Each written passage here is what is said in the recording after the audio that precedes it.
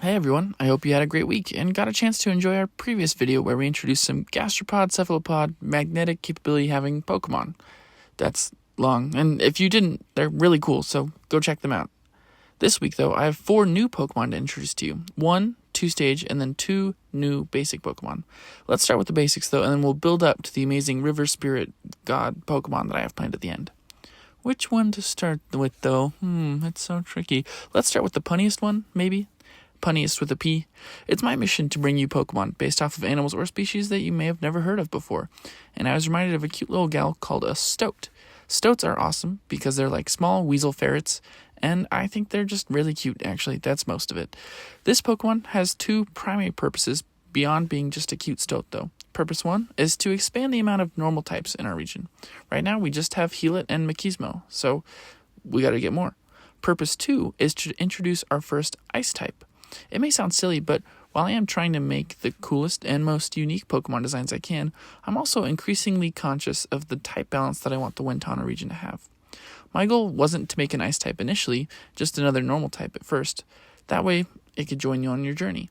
I initially sketched out my stote and thought to myself, it's cute, but it's not quite a Pokemon yet. It kind of just looked like a cartoon stote, which was okay. It just meant that I had a base to build off of. So I got to thinking, what if it was a fluffier?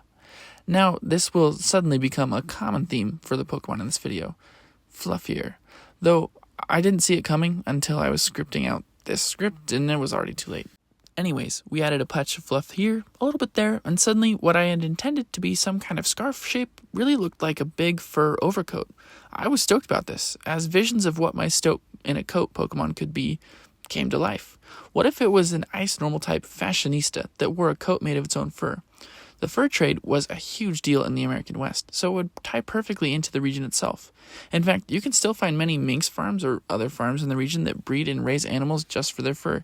You may find this distasteful, and honestly, it's difficult for me not to agree with you, but the fur trade has brought people into this region for the last couple hundred years, so its presence is undeniable. What if we made this Pokemon with that in mind too? In terms of lore, it could have been one of the initial drivers for settlers to move into the region long ago.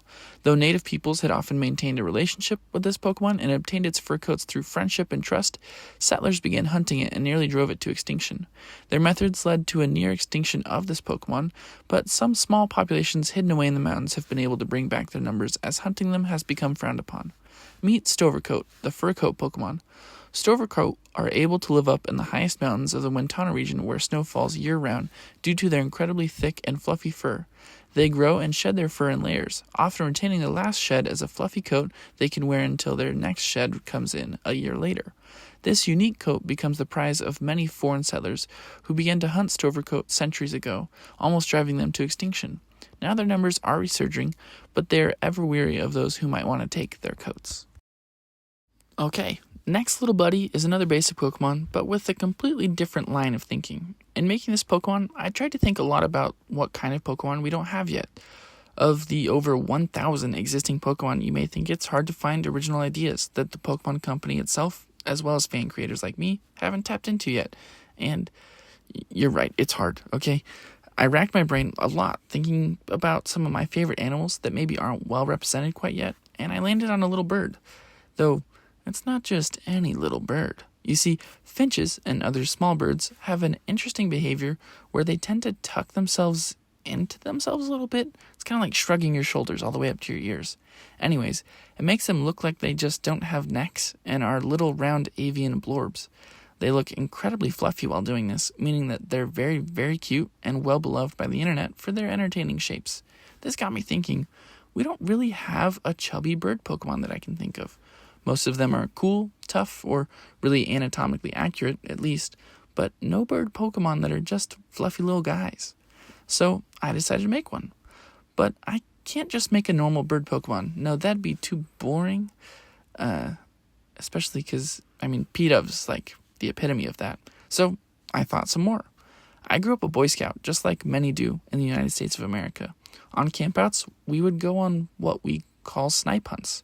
After hearing legends of the snipe, it's like a small pink ground bird that resembles a keyweed. Anyways, I know Girl Scouts had these kinds of stories and activities too, but our leaders or older scouts would send us hunting for them. Disappointingly, I never did find one, but I did give myself a bloody nose one year as a victim of a vicious snipe attack. The younger scouts were mortified by the sight of my real blood, and I might have taken things too far.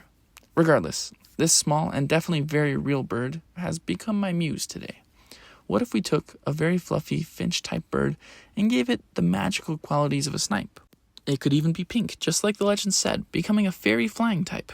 In doing this, I didn't feel that the fairy-type colors were enough to make this bird appear magical. No, something needs to be done in order to make it special, I guess. That's why it has these two little pom-pom feathers that sprout from either side of its head.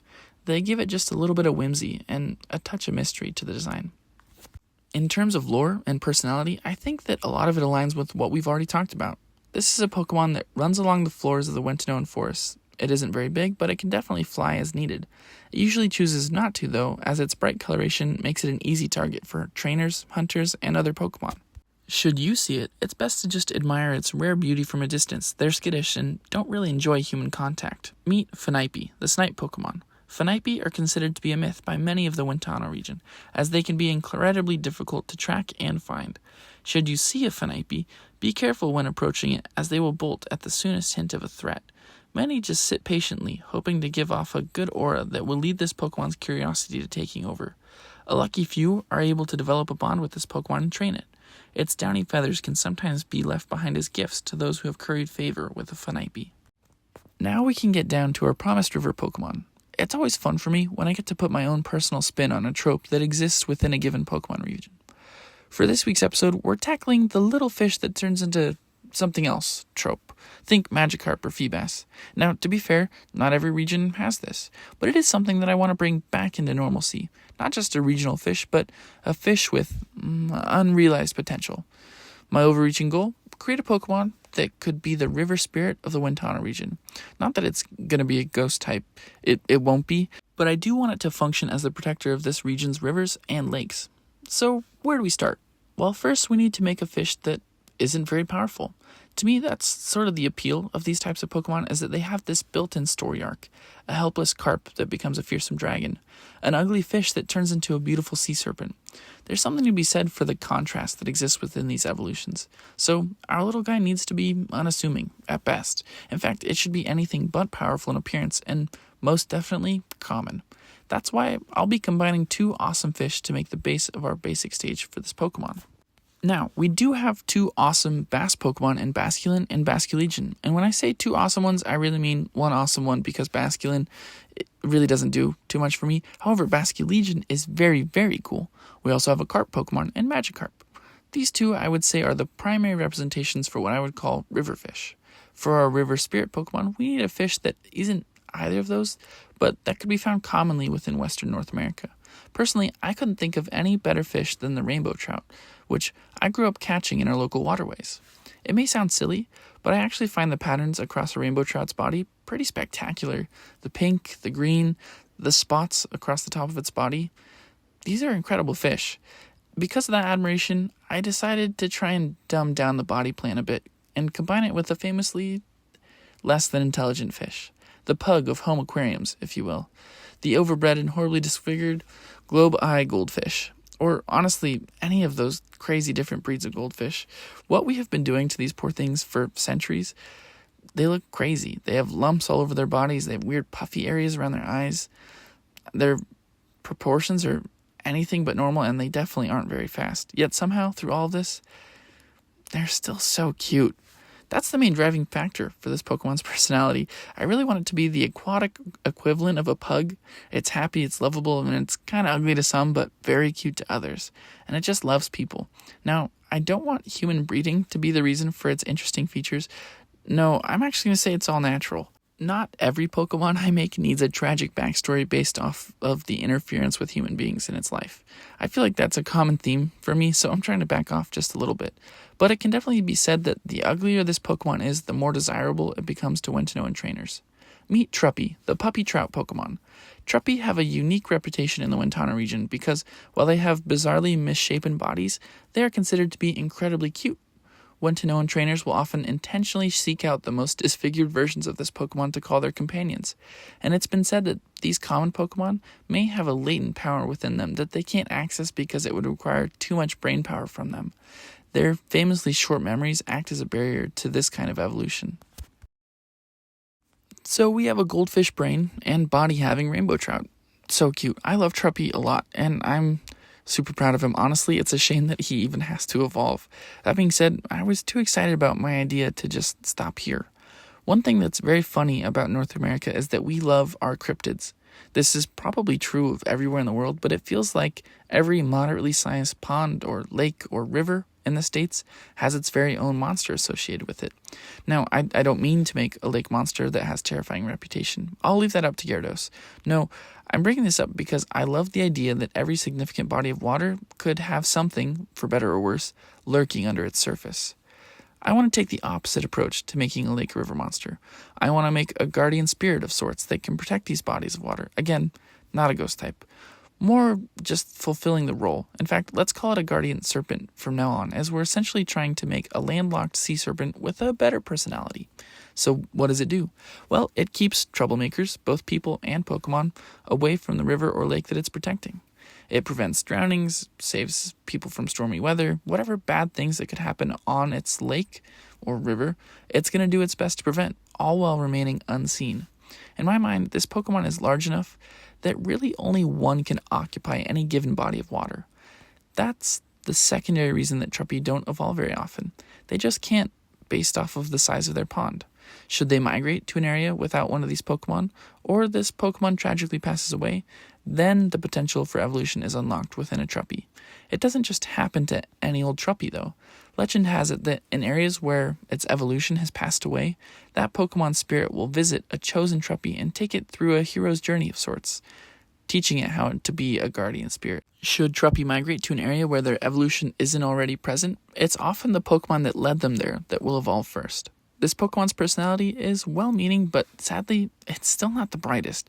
It works hard not to be seen, and it does a very good job of doing this. But it can still be forgetful. This has led to any number of lake and river monster sightings in the Wentano region, particularly when stealing people's food has been involved.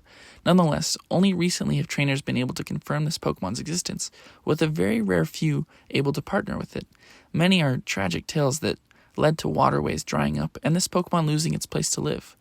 Another quick note, when Truppy evolves, it becomes a fairy type.